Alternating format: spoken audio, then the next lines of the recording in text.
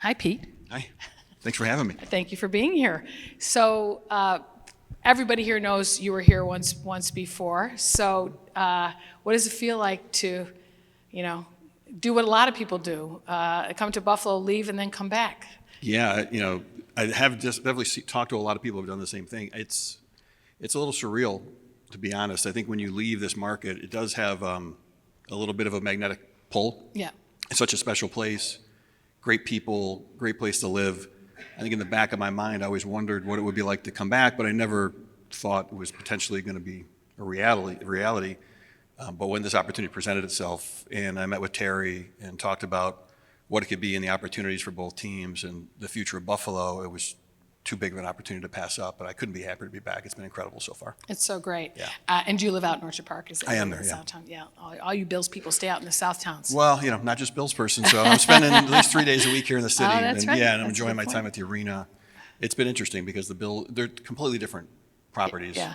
I've had experience working across both in the past, the arena business, the stadium business, and been really impressed by what I think we can do here in downtown Buffalo.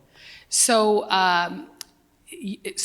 from your perspective, do things feel different here in the city? I mean, I'm not talking about with the team, but just sort of like the regional energy. Does it feel different or the same? Or It feels different. I Yeah. think there's like a real concerted effort to focus on what we can do long term for this market.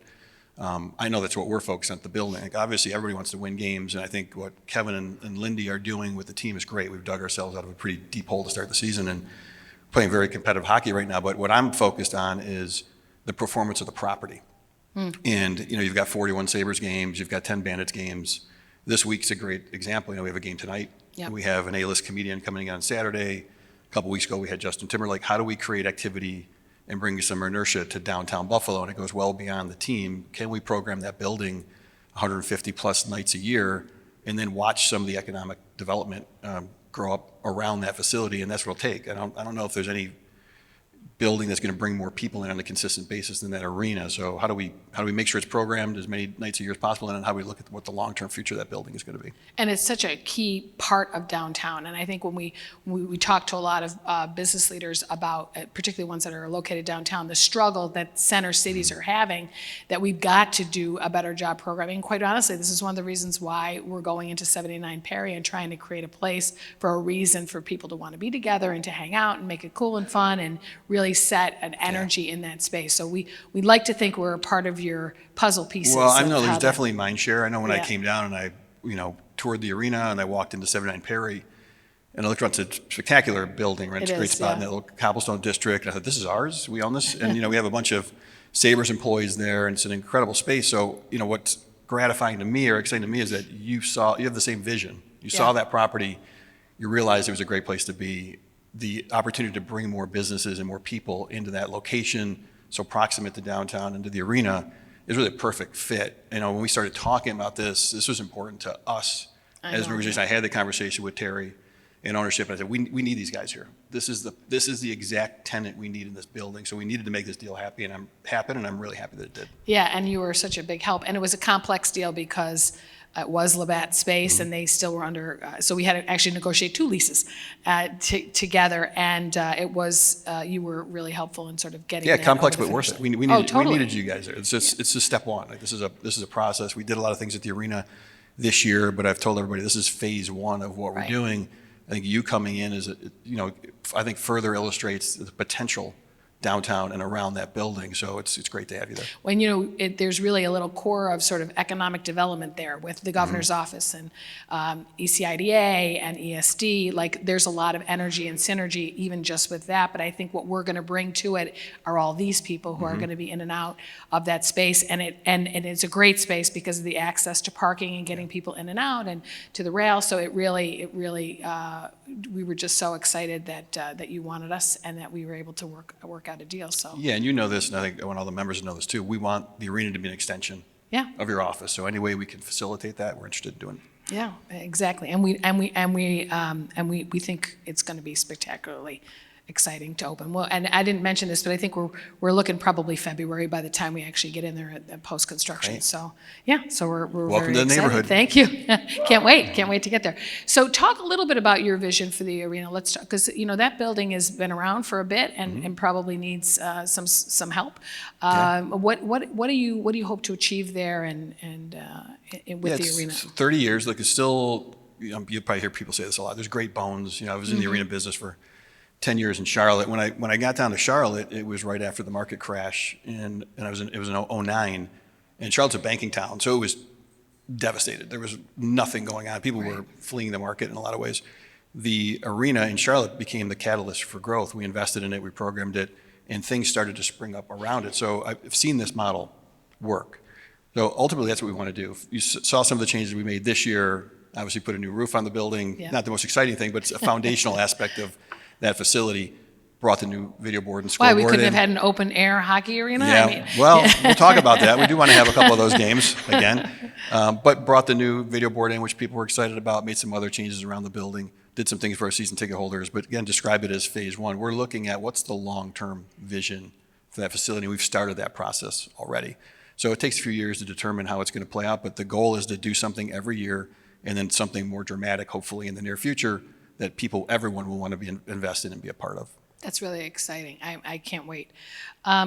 So in terms of, if we can switch gears a little bit to the stadium, since we're talking about buildings.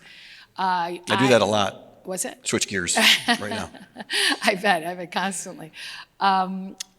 I had the opportunity to go to the game in London last year and saw Tottenham Stadium, and I went on a tour, thanks to the Bills, of the stadium, and the architects from Tottenham and the architects for the stadium, our stadium, were discussing, like, that is the inspiration for the new stadium. And I have to say, from my perspective, the game day experience there was mind-blowingly great. So maybe you could share sort of where we are right now and explain the difference in what we think the game day experience will be for the people who didn't make it to Yeah, well, I Tottenham. think probably everyone here has been to a Bills game. The experience is incredible. I came out of New York, and just candidly, it's we had the Giants and the Jets in that building, and it was a little bit agnostic. It was difficult to create the kind of game day experience here. And you guys know the GM and the coach both came from Buffalo, and how do we do that here? And I said, I don't know if we can do that. It's organic. I think what happens here, it's kind of natural. But you walk into this building, and it's clearly a home field advantage. You heard the construction noise out there. We're having conversations in front of 70,000 people on the weekend, so I'm used to it. But we don't want to lose that, right? You can't lose the authenticity of what Buffalo is. So the stadium it's been thrown around that is built for Buffalo, and it's true. Every time I walk in there, and I get a tour every couple of weeks, I'll look up, and the first question I'll ask the head of construction is, "Are you sure we can fit a football field in here?"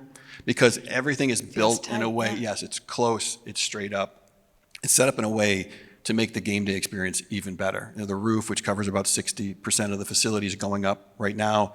So imagine more proximate to the field, straighter up, a roof, what that's going to do to the environment that we already have in Buffalo. So we know it's going to be a home field advantage. It's going to be a great experience because it's a state-of-the-art facility. All the amenities are world-class. It's going to be a great experience for the fans, and we're not going to lose any of the things that make Buffalo great. When I took the tour, they did they brought you down on the field and they did a little sound exercise, and it is going to be allowed. I mean, we're going to really have an amazing home field advantage, I think, in that. And the other thing about it I thought was so amazing is that you can actually watch the game in real time. And it sounds silly, but if you go to the stadium now, I don't have very good vision, and if you're not in the right seat, you can't see what's exactly happening, and there you're living it, and there's all these screens, and you really can watch the football game, and I think we've looked at it from every angle. There's not a bad seat in that entire building, and then there's also a lot of communal gathering spaces, other places you can see the game from. When you're in the concourses now, you can look out onto the field. It's a completely different experience than what people have now. Yeah. What are you most excited about the move? That's a good question. I just think this is the biggest construction project in the history of Buffalo. I think having Terry and his family step up and put something like that here, and to know that it's a facility that we can all be proud of and know it stands up against any NFL stadium in the league, is a pride point. So I think that's the most exciting thing for me, to know that we have something that we can put up against any city in the country. That's great. I can't wait. So when we talk about the Key Center and programming, I'm going back to that. Just had to get I had to get Tottenham out of my head. We talk about, and you talk about programming. Are you? And you say you have comedy one night. Are you talking about in the actual arena itself, or Yeah. are you? So talk a little bit about sort of the mix that worked in Charlotte. What made that work? Yeah, I think this is what I think is really interesting about arenas in general. It's such a cross section of demographics. Anybody that lives in the Buffalo area at some point in time, you don't have to be a hockey fan. There will be a reason to come to that arena if we bring the right types of events in. So it's an incredible advertising vehicle. I say it all the time. The Bills brand is exceptional, and we have companies all the time that want to connect with that brand.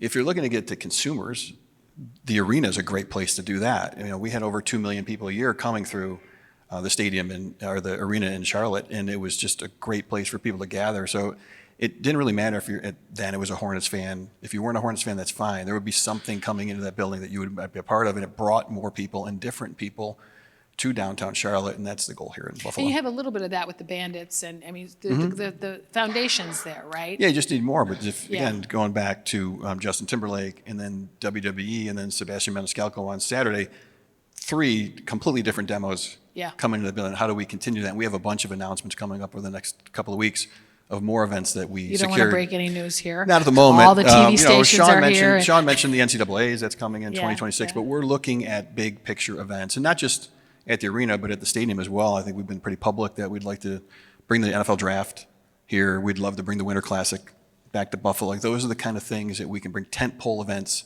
to show people, hey, Buffalo is an incredible market, and this is something that you should want to be a part of. This KC game on Sunday, it's not just the biggest game this weekend. It'll be the biggest game in the NFL all season. And CBS is bringing their pregame show out. They're going to be in our lots. I'm a little nervous about that. Yeah, as the former head of the tourism bureau. And Patrick's probably a little nervous about it too. I talked to some people. I said, you better get ready for Bill's Mafia, because I don't know if you're going to be in a position to handle this. But again, it shows the visibility that we can bring to the market, whether it's through the Bills or Sabres, if we have the right events coming in. I think from my, being a lifelong Bills and Sabres fan, but Bills fan foremost for me, because it's my family, grew up with that. To me, it is amazing. I feel like we used to be part of this private club, that was the Buffalo Bills. And then there was this time where we sort of got excited about the team, and you'd say "Go Bills" to someone in an airport, and they'd say "Go Bills" back, and it was like a secret code. And now everybody's wearing Bills gear, and we don't know the imposters from the real fans anymore. We just don't. Yeah. And so, you can't do that anymore, because people look at you like, what are you talking about? So to me, that's amazing to, not really be the underdog anymore. And I think that's reflective of really the image of the city as well. I think people hear that. If you were to say, and I should ask you, what do you think is the most difference? I think if you look back 20 years ago to where we are today, I think people genuinely believe that the city's in a better place. And I say city, I mean the metro, our metro area, and that we are really looking at opportunities. The scarcity mentality we've had for so many generations of what we were going to lose if something happened, and I think Tech Hubs is a great example of that, is changing to say, no, this is blue ocean. We've got really great resources here. We're a climate refuge city. We've got great infrastructure. We've got great people. Let's make the most of this. It feels like everything that Terry has invested in. It's amazing, honestly, the commitment that Terry and Kim have made to our community and invested, as you said, in that building, in the arena, in the, just an incredible amount of investment supporting community organizations. I mean, the Bills and Sabres combined are on that banner because you've always been in our top investors, and the Bills have been an investor and the Sabres since they were formed. So it's a commitment to community that Terry and Kim have really made. So I'd be remiss if I didn't say that. I've been a couple of different places. When I was here originally, I worked for Mr. Wilson's incredible, huge advocate for the small markets. I think he was a big reason that this team is still here. I went to Charlotte, and I'm fortunate enough to work for Michael Jordan, who's his own brand and brings something completely different to the table. And then I go to the Giants and work for John Mara, who his family were the founding fathers of the National Football League in a lot of ways. And I come back here and work for Terry and Kim and see what they've done and what they've committed. It's such a provincial market. You need an owner like that. I don't know that there's an owner more committed to a market than Terry is to Buffalo. That's a really cool thing to be a part of. And it was almost 15 years to the day when I came back. And you're right, there is no secret code anymore. This Bills Mafia thing is real. Yeah. And the brand has grown so much since I left. It's really fun now to be able to come in and find ways to continue the growth or, leverage it, for the teams and for the market for us to be successful. So yeah, it's changed dramatically since I left, obviously for the better. Well, I think both teams, I think the Sabres and the Bills really position Buffalo to be a bigger market than we actually are. I think it's particularly in the NFL. And, I remember when we were doing a lot of advocacy and was in our advocacy agenda around the stadium and in the state's investment in the stadium.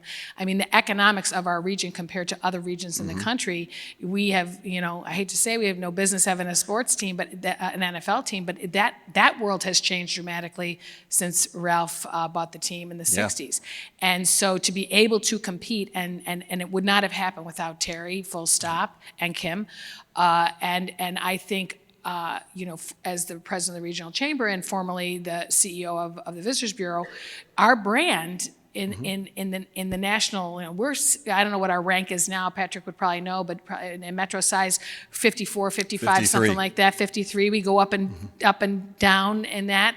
That they know that brand. When if I travel internationally and I get in a cab and say, where are you from? And I say Buffalo, they know the teams. And so I think if the team had left or if Terry hadn't made that investment, I don't know what it would have done to the psyche of our community. I don't know how we would have. I'm sure we would have survived it, but it would have changed the landscape. So now we've got the flip. Now we've got not only do we have the team, but we've got this incredible team and we've got this incredible fan base that is sort of making waves. In a way well, when I left that, positive. that Toronto talk was real, and that question's been answered, with complete finality, right? This team's not going anywhere now. Yeah. And I do agree. I think the Bills and the Sabres allow Buffalo in a lot of ways to kind of punch above its weight. I go into a lot of meetings and we're talking to national, international brands and their CEOs, and when we'll walk in and have a conversation, a lot of times we'll come up and say, well, Buffalo is the 53rd market in the country. And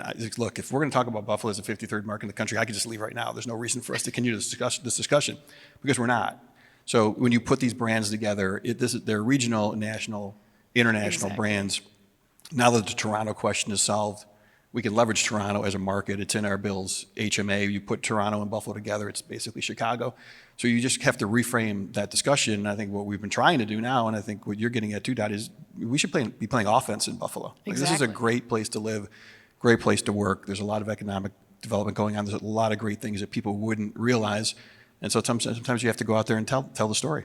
And I think that we've done, and I say we, I'm really talking about you, all have done a great job of regionalizing the team, not just to Canadians, but even in Rochester. I mean, the Bills are Rochester's team, and it's not just Buffalo's team. So that regionalization, I think, is real and really benefits the business community. I mean, when we talk, particularly to major employers that are trying to recruit executive talent, the fact that we have that level of professional sports franchises here and the incredible cultural community that we have here and infrastructure and all the other benefits we have, it is one of the reasons how we compete for talent. So, we couldn't be happier that we've solidified. Yeah, well, I've been on the recruiting trail a little bit, and it's great telling the story. I mean, first of all, it's an incredible place to live, but you're also going to be tied into these aspirational projects. Like, how many times are you going to be involved with a stadium project like this?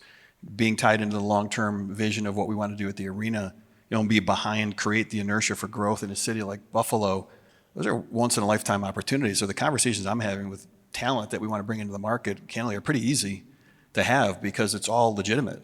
This is a place that you should want to be and want to be a part of.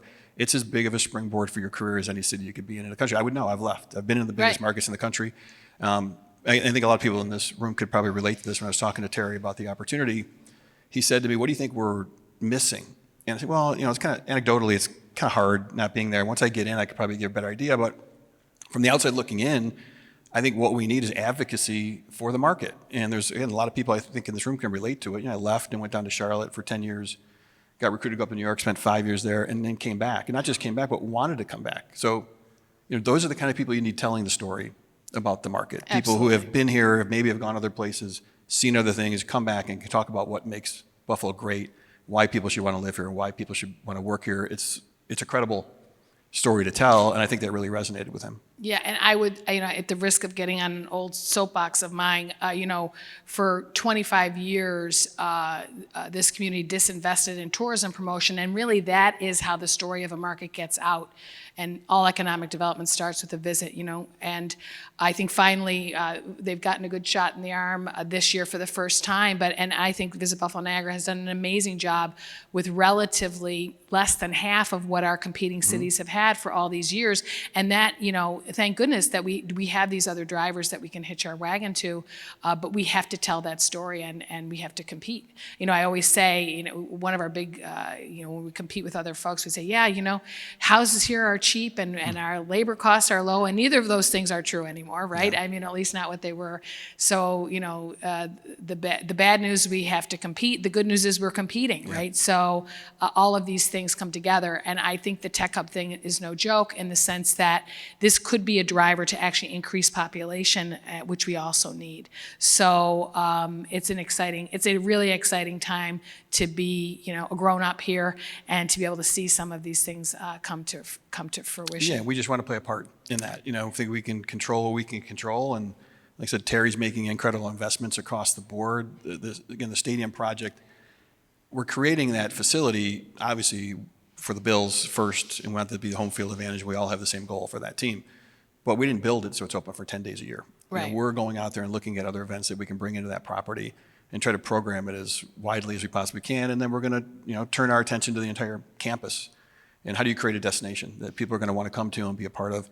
And again, the same philosophy here. So covering the suburbs through the stadium, making sure downtown Buffalo with the arena is as active as humanly possible. Just kind of looking at it, both of those properties through that lens. It's fun that one of the projects is already way down the road, but also you can kind of put your stamp on the other project because we're in the initial phases of that. But ultimately, the goal for both are the same, to make them as active as possible. Well, I mean, to some degree, I think the arena maybe, and I don't want to say more critical, but it's as critical because of the nature of downtowns in the United States post-COVID, and the strategy to make sure that you're creating live, work, play in a space in a time and create a space where people want to be. That is the anchor tenant, right, of downtown is the arena. So we're thrilled to being proximate to it and to be a part of the energy that you all are going to bring. Yeah, I would agree with that characterization. I mean, I think it is more critical. So they're both really important. And obviously we talked about the strength of the Bills brand and what we want to do with that stadium. But, the arena here and the Sabres, that's the foundational aspect of how I think we can grow in Buffalo and contribute. There's a lot of people in this room I've already talked to. I think we've already been on record. We've talked to everybody who even has any parcel of land around that building. Like, how can we partner? How can we help? How do we make it a more vibrant area down there? So we're taking a big picture view to that building, and we know if we can take care of business on our side, that's going to benefit Buffalo. It's critical for downtown. I think, I just is, because we're not going to get a lot of shots at creating demand drivers down there. So we're glad to be a part of. Yeah, there's a lot of pieces in place already, which is exciting to start from there. So if you were to look at, as we sort of close this up, what, if any, barriers do you see, things that potentially we could help with at the partnership, or that the community should be thinking or doing to sort of achieve that vision? Is there anything that needs to get changed? I think it's just alignment and advocacy. I think it's everyone kind of understanding, being of the same mindset that this has to happen, that we need to do what we need to do in that building to make it successful and draw people into downtown. And how do we all work together to do that? And then again, it's being advocates for it, understanding that that's going to be the foundational aspect of how we grow. So it's just, to me, it's just getting everybody on the same page. I don't know that it's fallen down, might be the wrong word, but we need to follow through on the things that we're talking about doing. There's been a lot of things that have been kicked around. It was great. The hotel went up. The Harbor Center is incredible.